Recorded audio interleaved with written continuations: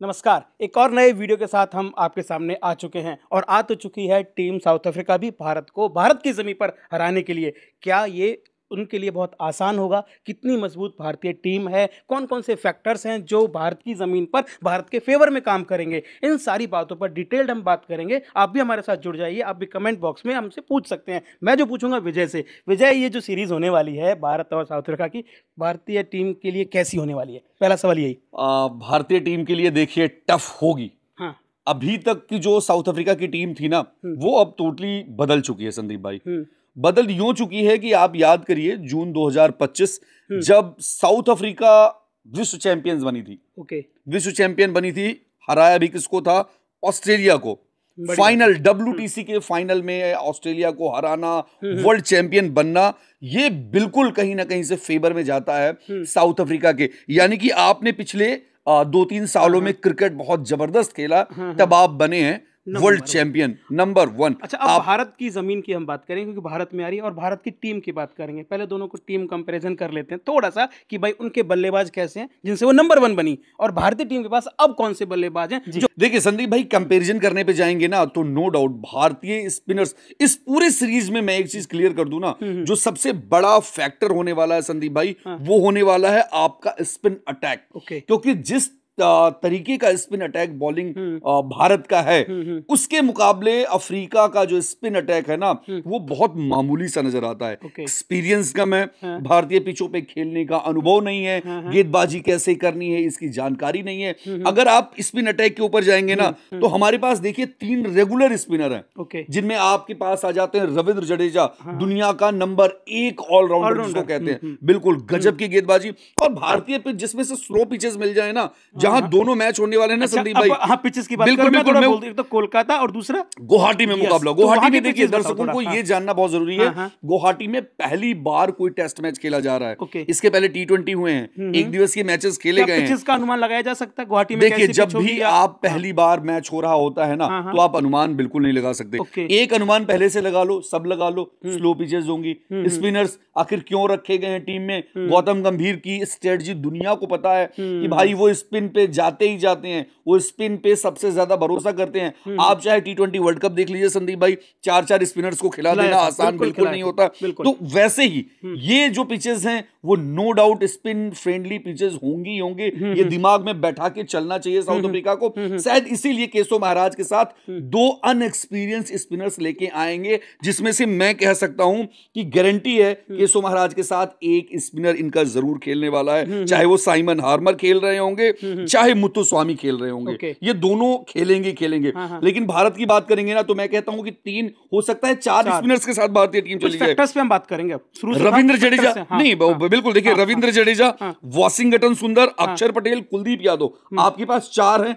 आपको हो सकता है इन दोनों मुकाबले में कोई एक मुकाबला ऐसा भी मिले संदीप भाई जिसमें चारों खेलें, नहीं तो 3 का तो खेलना तय है। तो जो आपने सवाल पूछा ना कि दोनों टीमों में अंतर क्या है, बैटिंग दोनों टीमों की अच्छी है, फास्ट बॉलिंग अटैक दोनों टीमों का अच्छा है, बट स्पिनर्स का काट कहां से लाएगा साउथ अफ्रीका? अगर हम बात करें तो वो तो उनके पास नहीं है ना। बिल्कुल होम कंडीशंस तो हमारे फेवर में, हमारे फेवर में काम करेंगे। होम कंडीशन आप बिल्कुल हमारे फेवर में काम करेंगे। वही वो दिख भी रहा है ना, वो जो स्पिन हमारी सबसे मजबूत कड़ी है, हमारी होम कंडीशन में वो दिख रही है, वो पता चल रहा है कि क्या होने वाला है, तो वो दिख रहा होगा।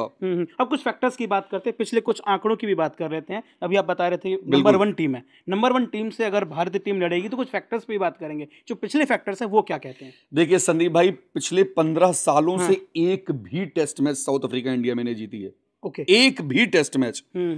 अंतिम बार जब साउथ अफ्रीका ने भारत में मुकाबला जीता था, वो साल था 2010 का। कप्तान थे ग्रेम स्मिथ। नागपुर का वो टेस्ट मैच जिसमें हाशिम अमला ने 250 रनों की पारी खेली थी। शायद वही एक प्लेयर था जिसने पूरे मैच में एक्स फैक्टर का काम किया था और साउथ अफ्रीका की टीम जीत गई थी। अगर हाशिम अमला ने वो पारी नहीं खेली होती तो शायद हम लोग याद कर रहे होते 1996 के बाद जब दौरे पे पहली बार जीते 1999, यानी कि हाशिम अमला की उस पारी को निकाल दिया जाए तो 1999 के बाद आप एक भी टेस्ट मैच नहीं जीते थे।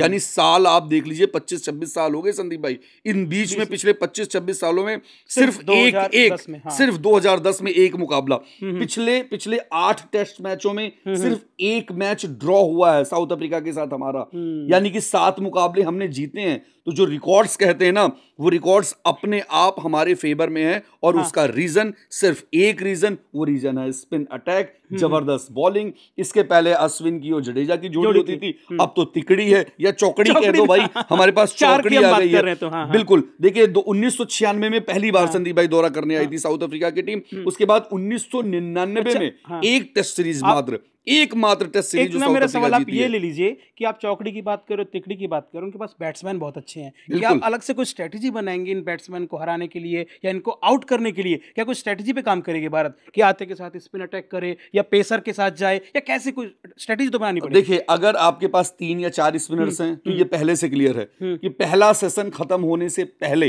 अगर भारतीय टीम बॉलिंग कर रही है तो 20 ओवर से पहले आपको स्पिनर्स देखने को मिल जाएंगे, और इस पूरे मैच में भारतीय टीम की तरफ से 80% गेंदबाजी स्पिन अटैक ही होगी। तो इसके लिए प्रिपेयर होना पड़ेगा साउथ अफ्रीका के बैटिंग ऑर्डर को, टेम्बा बबूमा को, कप्तान को बिल्कुल प्रिपेयर्ड, और ये प्रिपेयर होंगे, इनके दिमाग में होगा क्योंकि इतना आसान नहीं होने वाला। वजह हम टीम कंपैरिजन की बात कर रहे हैं तो मैं एक चीज ये पूछना चाहूंगा कि क्या हम लोग ऋषभ पंत को दोबारा विकेट कीपिंग करते हुए देखेंगे, क्योंकि उनको चोट लगी, वापस हुए, फिर अच्छा खेले, अभी आप क्या देख रहे हो उनका करियर इस मैच में? देखिए, बिल्कुल, जब ऋषभ पंत को कप्तान बनाया गया साउथ अफ्रीका ए के खिलाफ, जब इंडिया ए खेल रही थी, तो ये लगभग क्लियर हो गया था, और जब टीम अजीत अगरकर ने टीम चुनी और ऋषभ पंत को पहले विकेट कीपर के रूप में रखा, तो ये लगभग क्लियर हो गया था संदीप भाई कि साउथ अफ्रीका के खिलाफ ऋषभ पंत ही खेलने जा रहे हैं। लेकिन अगर उनको चोट लगी, ये सबको पता चला। चोट कितनी गंभीर थी वो तो नहीं पता चला, क्योंकि चोट लगने के बावजूद वो बैटिंग करने आए थे।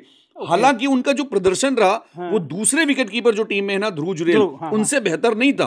2 मैचों में, ये अनऑफिशियल मैच चल रहे थे, 2 मैचों में ऋषभ पंत ने 2 अर्धशतक लगाए थे, 196 का स्कोर किया, लेकिन जुरेल ने दोनों मैचों में सेंचुरी लगाई, 259 का स्कोर किया। तो यानी कि अगर आप स्ट्रेटजी वाइज या आप कहेंगे आप रिकॉर्ड्स वाइज जाएंगे तो आपको ध्रुव जुरेल को मौका देना पड़ेगा। लेकिन जिस तरीके का ऑरा है ऋषभ पंत का, जो डर बनाते हैं गेंदबाजों में, जो डर बनाते हैं खास तौर से स्पिन गेंदबाजों में, यानी कि जब वो मारते हैं लंबे लंबे शॉट तो उनका देखिए खेलने का तरीका एकदम डिफरेंट होता है। वो खेलते हैं वीरेंद्र सहवाग टाइप में, वो आएंगे, उनको 90 बॉल खेलना है तो 100 रन बनाना है, वो 100 से ज्यादा गेंद खेलेंगे तो 100 से ऊपर का स्कोर भी करेंगे। वो टेस्ट मैचेस में जो वो गेंदबाजों के लिए वो थोड़ा मुश्किल पैदा कर देता है। वो नाम बहुत बड़ा ऋषभ पंत का हो गया है। गाबा का वो टेस्ट मैच हमें आज भी याद आता है जो उन्होंने जिताया था।